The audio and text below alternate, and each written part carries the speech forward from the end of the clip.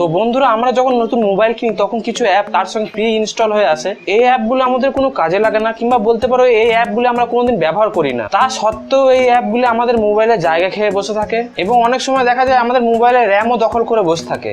এই অ্যাপসগুলো হলো এমন অ্যাপস যেগুলো আনইনস্টল হলে খুব ভালো হতো। তাই আজকের ভিডিওতে আমি তোমাদের বলতে চলেছি যে এই সিস্টেম অ্যাপগুলোকে কিভাবে আনইনস্টল করতে হয়। তো চলো শুরু করা যাক।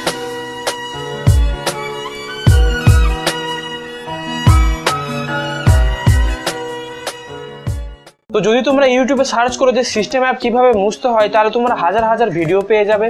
কিন্তু আমি তোমাদের বলছি ওই ভিডিওগুলোর মধ্যে 90% ভিডিও হয় ফেক। ওই ভিডিওগুলোতে দেখানোর প্রসেস যদি তোমরা স্টেপ বাই স্টেপ ফলো করো, তা সত্ত্বেও তোমাদের অ্যাপগুলো আনইনস্টল হবে না। তো দেখো, এই অ্যাপগুলোকে মোছার দুটো পদ্ধতি আছে। এক নম্বর হলো কম্পিউটারের সঙ্গে মোবাইল কানেক্ট করে কোনো একটা এক্সটার্নাল সফটওয়্যার ইউজ করে সিস্টেম অ্যাপগুলোকে মোছা, আর 2 নম্বর হলো ফোনটাকে রুট করা। এবার যদি আমরা প্রথম পদ্ধতিটাকে ইউজ করি, অর্থাৎ কম্পিউটারের সঙ্গে মোবাইল কানেক্ট করে যদি অ্যাপগুলোকে মোছার চেষ্টা করি, তাহলে 1 নম্বর অ্যাপগুলো তো মুছবে না, উল্টে অ্যাপগুলো হাইড হয়ে যাবে। ফোন মেমোরিতে যতটা জায়গা খেয়েছিল ততটাই জায়গা খেয়ে থাকবে। তাই কম্পিউটারের সঙ্গে মোবাইল কানেক্ট করে অ্যাপগুলো মুছতে যাওয়ার কোনো দরকার নেই, কারণ এই প্রসেসটা একদমই কাজ করে না। আর 2 নম্বর পদ্ধতি হলো ফোনটাকে রুট করে অ্যাপগুলো মোছার চেষ্টা করা। আমি তোমাদের জানিয়ে রাখি, একমাত্র রুট করে সিস্টেম অ্যাপ মোছা সম্ভব, কিন্তু এতেও সমস্যা আছে। রুট করার পর সিস্টেম অ্যাপ মুছতে গিয়ে তোমার ফোনের অপারেটিং সিস্টেম ডেড হয়ে যেতে পারে, অর্থাৎ এক কথা বলতে পারো তোমার ফোনটা খারাপ হয়ে যেতে পারে। তাই আমার মতে 2 নম্বর পদ্ধতিটাও ঠিক কার্যকরী নয়। তাহলে কি করা যায়?